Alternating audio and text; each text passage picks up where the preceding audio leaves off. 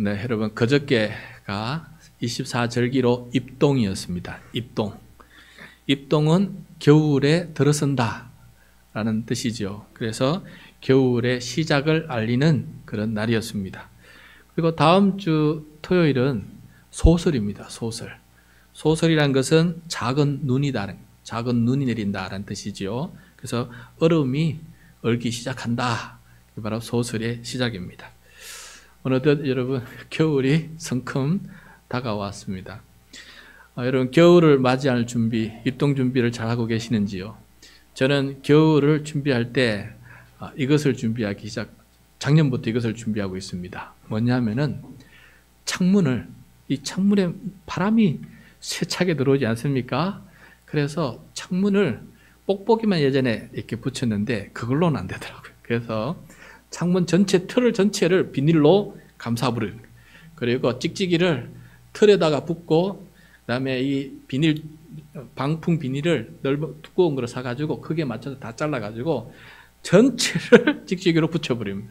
그러면 아예 바람이 안 들어옵니다. 물론 거기 또 찍찍이 사이에도 이게 바람이 살짝 들어오긴 하는데 그렇게 나오니까 우풍이 없고 앉아있어도 발이나 무릎이 시리지 않아서 너무너무 좋더라고요. 그래서 이제 작년 그렇게 효과를 봐가지고 올해도 그렇게 하려고 합니다. 작년에 해놓은 거 떼놨으니까 갖다 붙이기만 하면 됩니다. 붙이면은 훨씬 바람이 들게 들어와서 방 안의 온도를 조절하는 데도 많이 도움이 됩니다. 여러분 겨울이 되면은 저렇게 지금 또 풍성한 형형색색의 이 단풍이 삽시간에 다 떨어지고 앙상한 가지만 남게 됩니다. 그런데 놀랍게도 죽은 듯한 이 나무가 또 내년 봄이 되면은 희한하게 죽은 듯한 그 가지에서 새순이 올라와서 또 생명이 나타나게 됩니다. 그래서 개나리, 벚꽃이 또 만개하는 또 봄이 오면은 또 기지개를 피는 그런 모습을 보게 돼요. 여러분, 오늘 우리 이번 주간에 읽는 성경 일독이 이와 같아요. 앞부분은 겨울 냉기를 느끼는 그런 읽기입니다. 그러나 후배 마지막에 주말 금요일 토요일은 신약 성경 마태복음을 들어가면서 봄이 오는 느낌, 봄을 맞이하는 그러한 새로운 새 생명이 돋는 그런 이야기를 이번 주간에 여러분 읽게 됩니다. 그래서 여러분 이번 주간은 읽을 때 구약 성경의 가장 아픈 부분을 읽게 되고, 그렇지만은 그 아픔을 딛고 예수 그리스도가 오시는 복음서를 읽게 됩니다. 이 겨울과 봄을 맞이하는 느낌이 이번 주 성경 읽기 가운데 함께 할 수 있기를 바랍니다. 자, 여러분 먼저 지난주에까지 이야기를 좀 다시 한번 반복했으면 좋겠습니다. 아브라함의 언약을 이스라엘 백성들이 불순종해서 파기시켰죠. 그렇지만은 하나님께서는 파기하지 아니하시고 붙드시고 새 언약을 만들어 가시는 하나님의 그 놀라운 열심을 우리가 살펴보게 되었습니다. 새 언약이 등장하기 전까지 좀 이야기를 좀 다시 한번 살펴보면은 다음 화면입니다. 구약 성경, 사실 저 구약 성경 전반부에 모든 이야기가 여기에 다 포함되어 있어요. 하나님은 인류 구원을 위해서 아브라함을 부르기 시작했습니다. 그리고 아브라함에게 인류 구원의 언약을 베푸셨어요. 4가지를 약속하지 않았습니까? 너 후손이 큰 민족이 될 것이고 그 민족이 살아갈 땅을 줄 것이고 그 다음에 그 민족이 복이 될 거야. 그 민족만 복이 되는 것이 아니고 그 민족이 복이 되면은 주변의 모든 민족에게 복이 되어서 복의 통로가 될 것이다 라고 말씀하셨어요. 그런데 시내산에 도착했을 때 저 복이 뭔지, 복이 되는 길이 무엇인지를 가르쳐 주셨어요. 그게 바로 모세를 통해 주신 10계명입니다.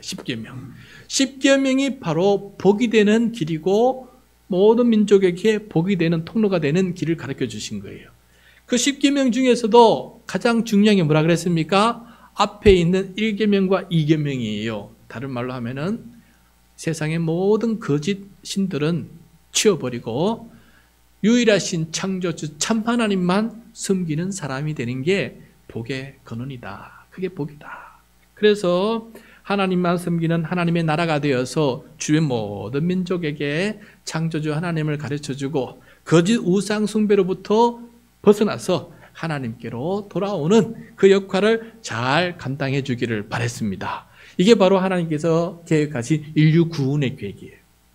그런데 이 아브라함의 언약, 시내산 언약을 이스라엘 역사상 가장 잘 성취한 사람이 누구였습니까? 다윗 왕이에요. 다윗 왕. 여러분, 이 정도 알면은 정말 성경에 대한 맥을 제대로 잡고 지금 제대로 알아가고 있는 사람들입니다. 대단한 깨달음이에요. 여러분, 꼭 기억하시기 바랍니다. 이 아브라함의 언약과 시내산 언약을 이스라엘 역사상 가장 잘 하나님 앞에 하나님 기뻐하시게 잘 이룬 왕이 누구냐? 다윗 왕이에요. 그래서 하나님께서 너무 기쁘셔서 저 다윗 왕과 같은 왕만 계속해서 세워지면은 이스라엘은 정말 복 있는 민족이 될 것이고, 이스라엘 통해서 아브라함의 후손이 이스라엘 아닙니까? 이 이스라엘 민족을 통해서 세계 모든 민족이 복을 받게 될 것이다. 너무너무 감동하셔서 다윗에게 언약을 베푸셨어요. 그게 바로 다윗 언약입니다. 다윗의 후손이 왕위에 계속 오르게 될 것이다. 그래서 그 나라가 하나님만 섬기는 그런 귀한 복된 민족이 될 것이다 라는 그런 언약을 하나님께서 베풀어 주신 거예요. 이게 바로 다윗까지 성경 앞부분에 정말 아름다운 이야기입니다. 틈틈이 안 좋은 이야기도 있었지만은 전체적으로 보면 이렇게 좋은 이야기가 흘러가고 있는 거예요. 저까지만 생각하면은 너무너무 행복합니다. 여러분, 우리도 살다 보면은 기분이 좋았다가 기분이 안 좋았다가 좋은 일 생겼다가 안 좋은 일 생겼다가, 이거 인생이라는 것이 굴곡 아닙니까? 이렇게, 그죠? 이렇게 흘러가는 게 우리 인생의 현실 아닙니까? 상승 곡선을 이렇게 올라가다가 다윗에서 정점을 찍고 내리막길로 내려갑니다. 다윗의 후손 솔로몬이 드디어 왕이 되었어요. 하나님의 약속에 따라서 왕이 되었고 너무너무 잘했어요. 성전을 건축하고 하나님만 섬기고 세상 주변의 모든 민족들이 이 다윗과 솔로몬의 지혜를 배우겠다면서 찾아오고, 그 중에 스바란 나라는 지금 에티오피아지요, 하나님을 섬기는 나라로 바뀌지 않았습니까? 놀라운 역사가 일어나기 시작했어요. 그런데 잘 될 때, 모든 것이 잘 될 때가 문제예요. 솔로몬이 말년에 그만 교만해졌어요. 교만해져가지고 후궁만 1000명을 들이지 않았습니까? 세상 여러 민족들에게 공주들을 후궁으로 들이다 보니까 그들이 가지고 온 우상들이 예루살렘 성 안에 가득 차게 되었어요. 그리고 그 유혹에 넘어가서 솔로몬 왕도 하나님만 섬기던 솔로몬 왕이 다시금 우상을 섬기는 그런 왕으로 변해버렸어요. 온갖 잡신을 다 섬겼다라고 성경이 기록하고 있어요. 온갖 잡신을 다 섬겼더라. 이렇게 나라고 빠질 수 있을까? 그래서 하나님께서 이스라엘 이 민족을 징계를 하세요. 징계하시는 목적은 버리시기 위한 게 아니고 깨우치고 회복되고 돌아오기 위해서 하나님께서 징계를 내리시는데, 어떤 징계를 내리시느냐? 나라를 두 쪽 내버려요. 솔로몬의 그 왕국의 영역을 뺏어버리고 다른 북쪽의 왕을 세워서 많은 것을 하나님께서 뺏어버립니다. 여러분, 많은 것이 빼앗길 때 생각해야 돼요. 내 행복과 기쁨이 빼앗길 때, 내 소유하고 있던 것들을 아끼는 것들이 빼앗길 때, 그리고 이런 것들이 빼앗길 때 다시 한번 생각해 볼 필요가 있어요. 하나님께서 나에게 무엇을 깨닫게 하시려고 하는 것일까? 이런 다음 화면을 보시면은 하나님께서 솔로몬 왕에게 저 북쪽 지역을 다 뺏어버렸어요. 그리고 저 북쪽은 다른 왕이, 북왕국이 따로 왕이 세워지게 되었어요. 그러니까 남쪽은 쪼매난 땅으로 주받들게 되죠. 그래서 남북이 분열되고 영토도 옛날에 솔로몬 저 북쪽까지 넓은 땅을 가지고 저 남쪽까지 넓은 땅을 가졌는데 저렇게 오그라들어서 저 지역만 다시 차지하게 되겠어요. 그리고 또 문제가 생겼는데, 뭐가 문제가 생겼느냐? 하나님은 저렇게 분열시켰다가 혼을 내주고 난 다음에 다시금 하나가 되는 게 하나님의 꿈이었어요. 하나님의 계획이었어요. 그런데 저 북왕국이 교만해가지고 어떻게 했냐면은, 예루살렘에 성전이 있으니까 하나님을 예배드리려면 남쪽으로 내려와야 되잖아요. 저 경계선을 넘어야 되니까 내려오기 싫으니까 북쪽에다가 산당을 두 군데 세워놓고는 베델과 단에다가 산당을 세워놓았어요. 저기서 우리는 예배드리겠다. 그까지는 그래도 좋았어요. 그런데 금송아지를 만들어 놓고 이 금송아지를 만들어 놓고 이게 바로 우리를 구원하신 여호와 하나님이다 하면서 예배를 드리게 만들었어요. 두 번째 또 제사장은 레위인에 속한 사람만 제사장을 세울 수 있는데 아무나 원하는 사람은 누구든지 제사장 세워가지고 예배를 드리기 시작했어요. 하나님 앞에 죄를 지기 시작한 것입니다. 그래서 결국은 저 북이스라엘과 남유다가 나중에는 어떻게 되느냐? 우상을 숭배한 나라로 변질되어 가요. 먼저 저 북왕국의 가장 악한 왕 아합 왕, 그 안에 이세벨, 아합과 이세벨 잘 들어보셨지 않습니까? 이세벨은 바알 숭배의 최고의 선도자예요. 그가 아합 왕을 꼬셔가지고 저 북쪽 지역 전체를 바알의 나라로 만들어버렸어요. 그 영향을 받은 남쪽도 차츰 우상을 숭배한, 바알과 아세라를 숭배하는 나라로 변질되어 버려요. 나라 전체가 이런 일이 있을 수 있습니까? 나라 전체가 우상을 숭배한 나라로 변해버렸어요. 그래서 하나님께서는 도저히 이렇게 가만히 놔둬서는 안 되겠다 싶어서 다시 한번 경고를 하시고 심판을 하시는데, 어떤 심판을 하시느냐?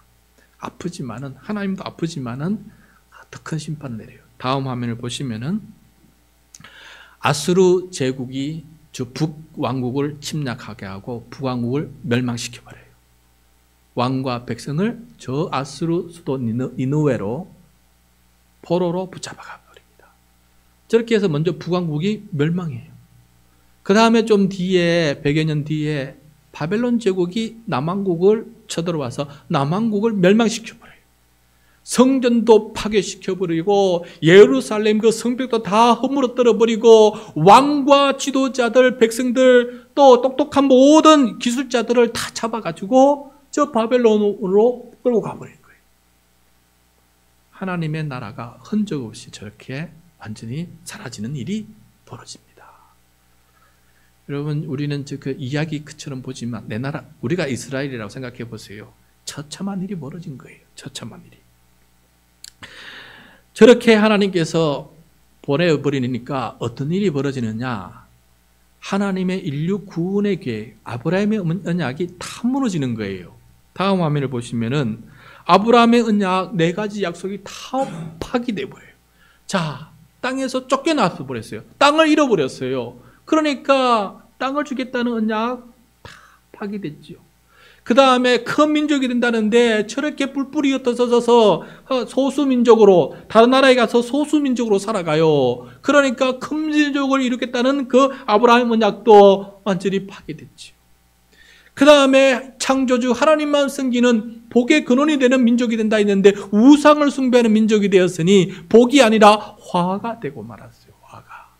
그 다음에 축복의 통로? 아니죠. 화의 통로로 오히려 화에 대해 영향을 받고 우상의 영향을 받는 우상의 민족에 들어가서 그 나라의 식민지로 살아가게 되니 하나님께서 인류 구원을 하기 위한 계획, 아브라함과 맺은 저 모든 언약이, 다윗 왕 때 가장 왕성했던 저 언약이 다 무너지는 일이 벌어지게 되었습니다.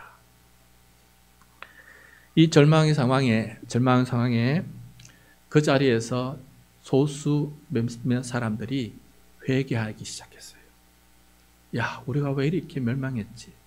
왜 이렇게 남의 나라에 와서 종으로 살아가고 있지?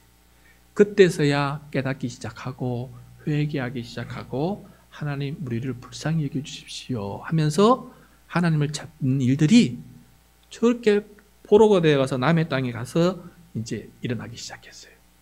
그리고 하나님께서 그들과 남은 자 소수와 더불어서 하나님의 아브라함의 언약을 다시금 회복할 계획을 시작하시는데 그걸 가르쳐서 새 언약이다. 새 언약.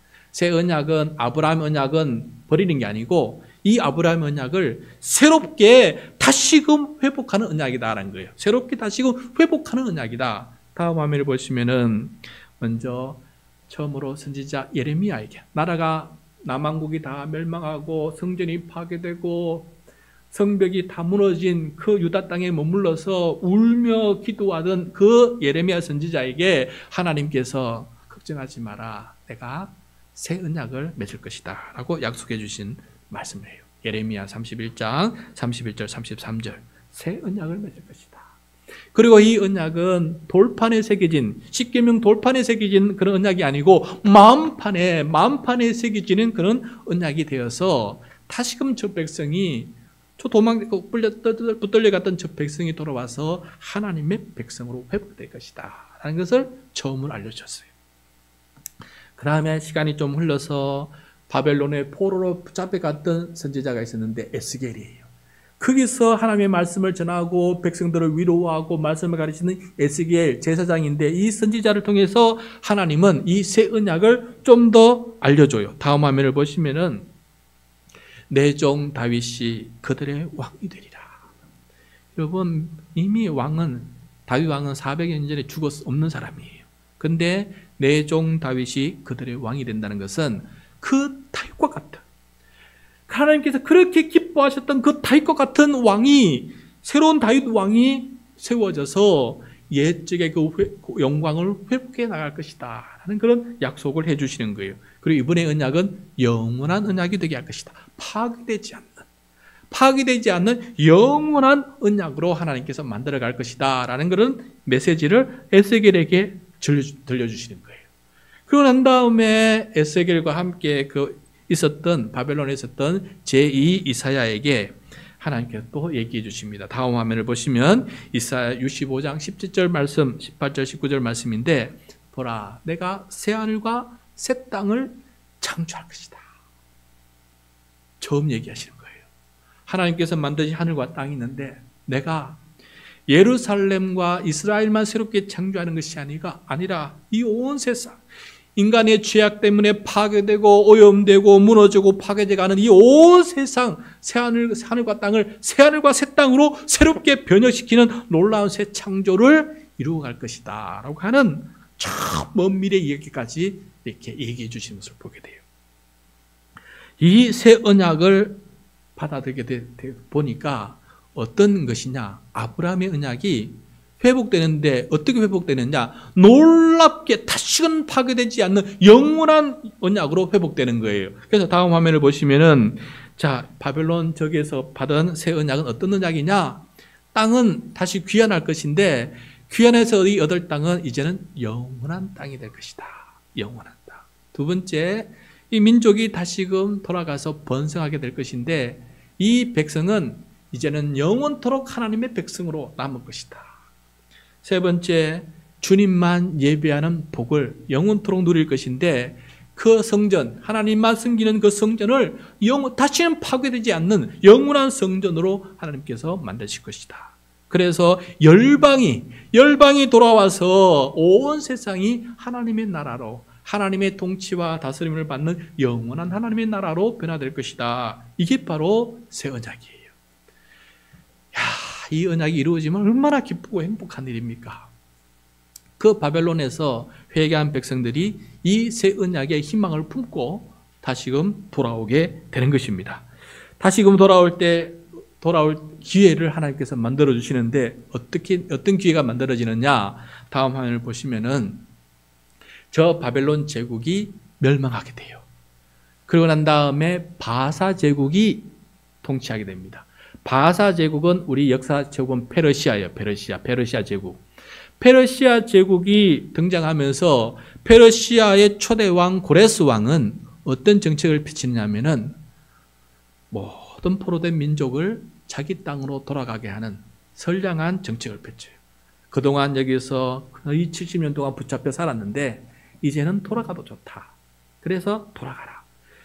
이런 일이 벌어지는 거예요. 그래서 바사 제국 원년에, 고레스 왕이 통치하는 원년에 이스라엘 백성들이 귀환을 시작하게 됩니다. 그래서 1차 귀환, 2차 귀환, 3차 귀환 세 번에 걸쳐서 귀환을 하게 돼요.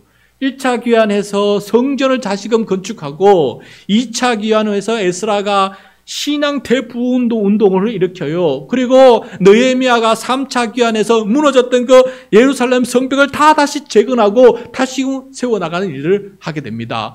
이 귀환의 과정을 볼 때에는 하나님께서 새 언약을 이제 이루시는가 보다. 그런 부푼 꿈을 안고 이 귀한 공동체가 살아가게 되는데 문제는 어떤 일이 벌어지느냐?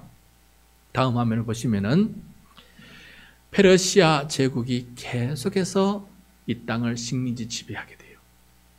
그리고 페르시아 제국 다음으로 일어난 헬라 제국, 우리 역사책엔 그리스 제국이죠. 그리스 제국. 그리스 제국도 또 이 땅을 지배해요.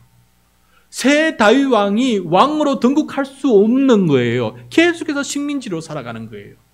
역사가 하나님께서 풀어줄 줄 알았는데, 그래서 다시금 저기 느헤미야가 통치하는 저 남유다 땅, 산발랏이 통치하는 저 북이스라엘이 하나가 되고 드디어 새 다윗과 같은 왕이 왕으로 등극해서 이 식민지를 해방시키고 온 세상을 지배하는 나라가 되고 세상 모든 민족이 돌아오는 그런 축복의 통로가 될 줄 알았는데 여전히 식민지로 살아가고 저 삶이 너무나 피곤한 삶을, 연약한 삶을 살아가는 것인데 언제 새 다윗이 올 줄 모르는 거예요.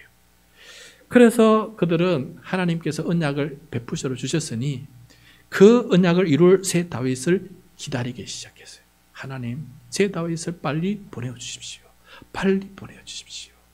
여러분, 그 새 다윗을 가리켜서 구약 히브리어로는 메시아다 그랬어요.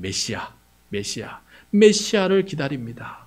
그리고 이 메시아를 신약 성경 헬라어로 말하면은 그리스도예요. 똑같은 말이에요. 히브리어로 말하면 메시아, 그 다음에 헬라어로 말하면 그리스도. 그게 누구냐? 새 다윗을 말하는 거예요. 새 다윗. 얼마나 오랫동안 기다렸느냐? 400여 년 동안 기다리게 됩니다. 여러분, 구약 성경의 마지막 말라기 끝장부터 시작해서 오늘 읽은 신약 성경의 마태복음 1장, 그 사이가 몇 년이냐? 400년. 400여 년 동안 그리스도를, 메시아를 기다리는 그런 삶을 살아오고 있었던 것입니다. 드디어 그 기다리던 메시아, 그리스도, 새 다윗이 오셨습니다. 오늘 마태복음 1장 1절인데 우리 다시 한번 다음 화면입니다. 마태복음 1장 1절 보면 아브라함과 다윗의 자손 예수 그리스도의 계보라라고 적혀 있었어요. 첫 구절이 이렇게 되어 있습니다. 이 말의 의미는 무엇이냐? 예수님이 오셨는데 이 예수님은 아브라함의 자손이고, 두 번째 다윗의 자손이고, 세 번째 그리스도다, 메시아다, 새 다윗이다 하는 거예요. 새 다윗으로 오셨다는 거예요. 우리가 400년 동안 기다렸던 그 그리스도, 새 다윗이 오셨는데 예수님이 바로 그런 새 다윗이다라는 것을 신약 성경 첫 번째 구절이 증언하고 있는 것입니다. 그러고 난 다음에 1절부터 2절부터 16절까지 족보가 이어져요. 아브라함부터 예수님이 오시는 그 족보가 이어지는데 쭉 이어져요. 근데 그 족보를 세 구분으로 나눠져 있어요. 세 구분으로. 왜 세 구분으로 나눠주느냐? 그게 참 중요하거든요. 마지막 17절 말씀 우리 다시 한번 같이 읽도록 하겠습니다. 17절 시작. 그런즉 모든 대수가 아브라함부터 다윗까지 14대요. 다윗부터 바벨론으로 사로잡혀갈 때까지 14대요. 바벨론으로 사로잡혀간 후부터 그리스도까지 14대더라. 자, 요 말씀을 요약하면 다음 화면을 보시면은, 자, 일기인데 아브라함부터 다윗까지예요. 족보가.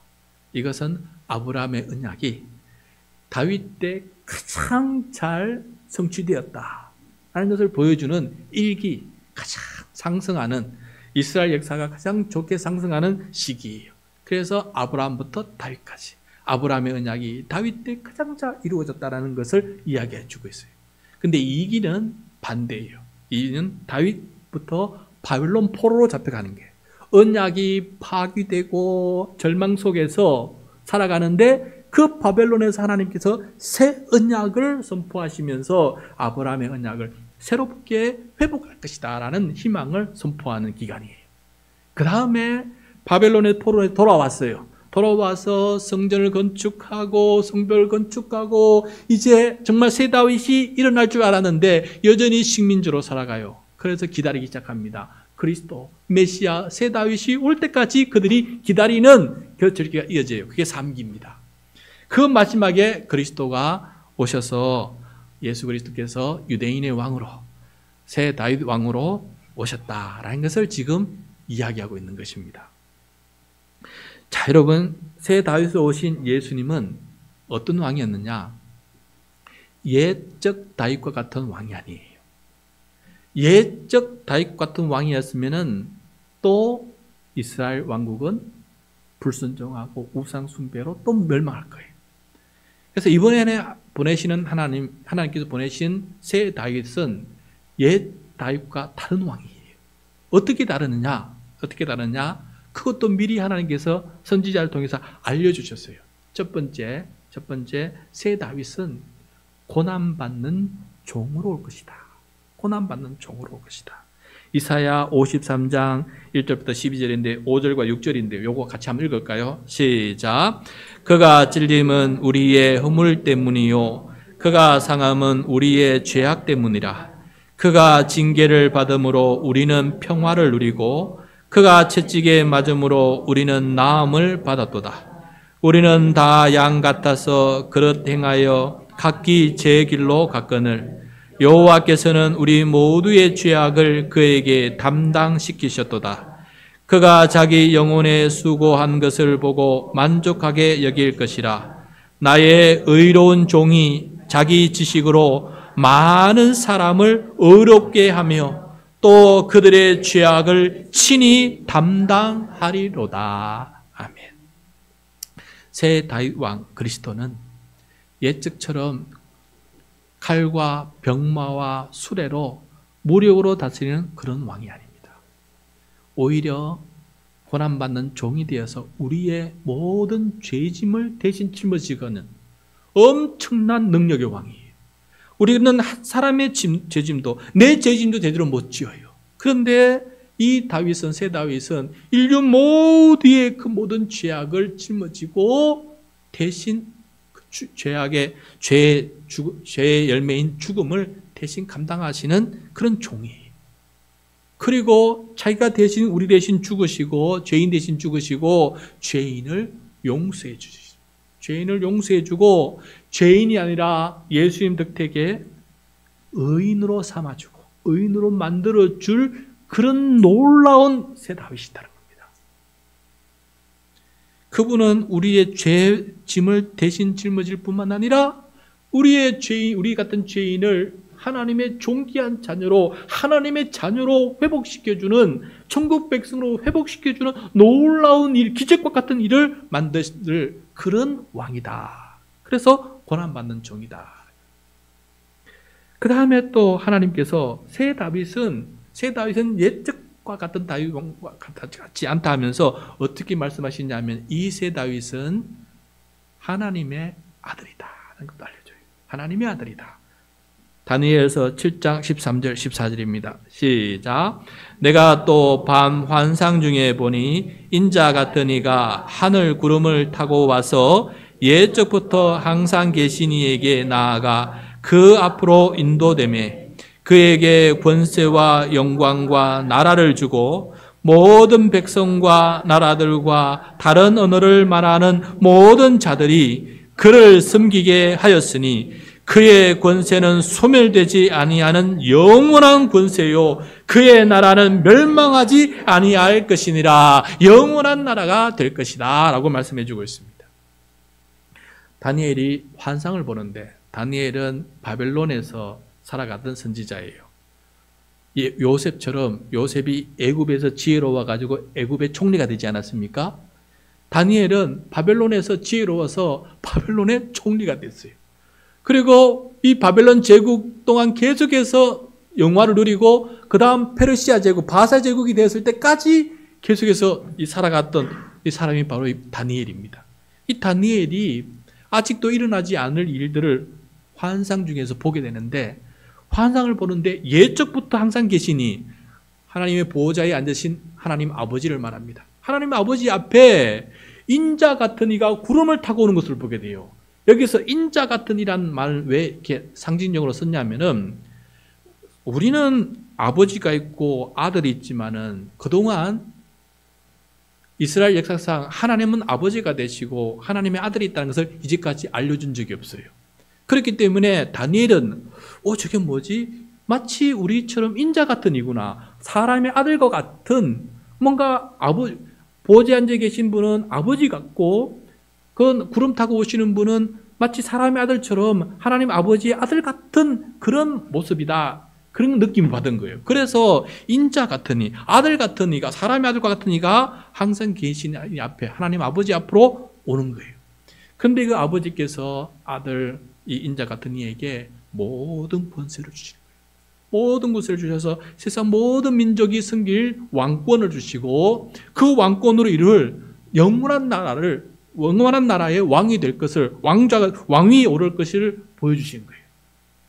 다윗 왕과 같은 왕이 아닙니다. 이전과 같은 왕이 아니에요.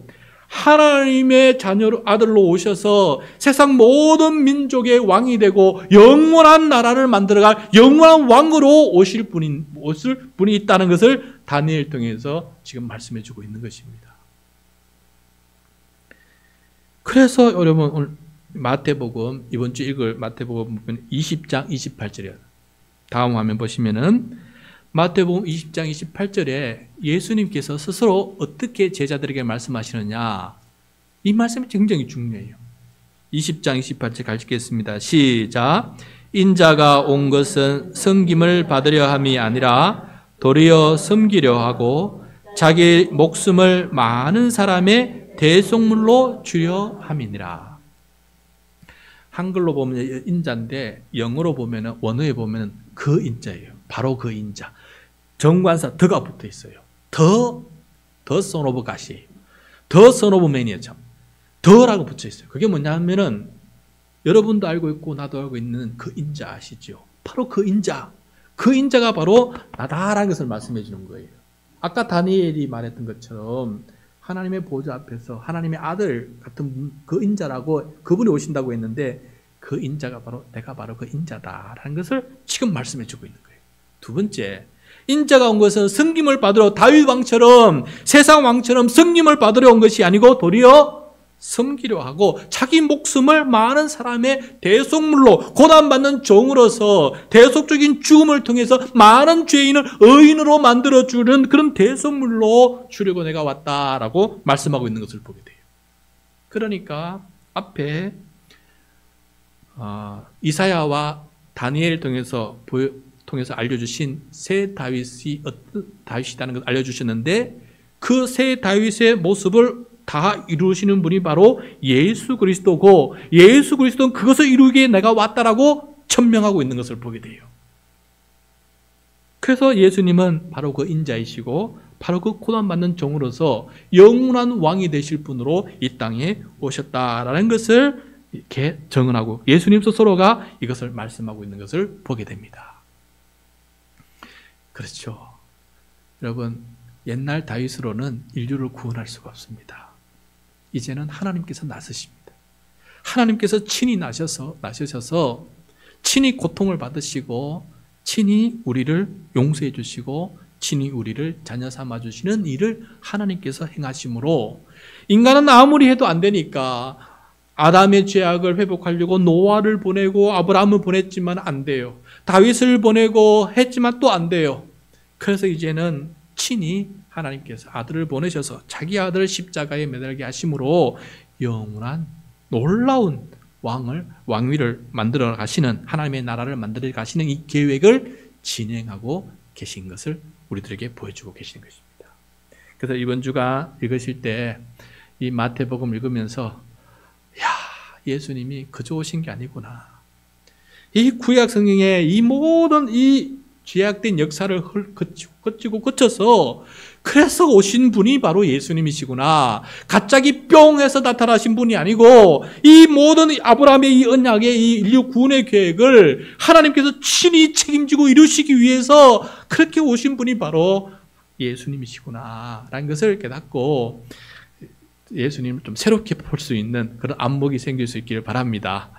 우리 인류로는 스스로는 해결할 수 없는 이 죄악의 우물에서 건져주시기 오신 예수 그리스도의 이 놀라운 사랑과 헌신과 섬김과 희생이 얼마나 값진 것인지, 이거 없으면 우리는 불가능하다는 사실을 다시 한번 깨달으면서 나를 구원해 오신 새 다윗, 메시아 그리스도, 영원하신 나의 구주 예수 그리스도를 영접하고 만나는 이번 한 주간의 성경 읽기가 될 수 있기를 축복합니다. 네.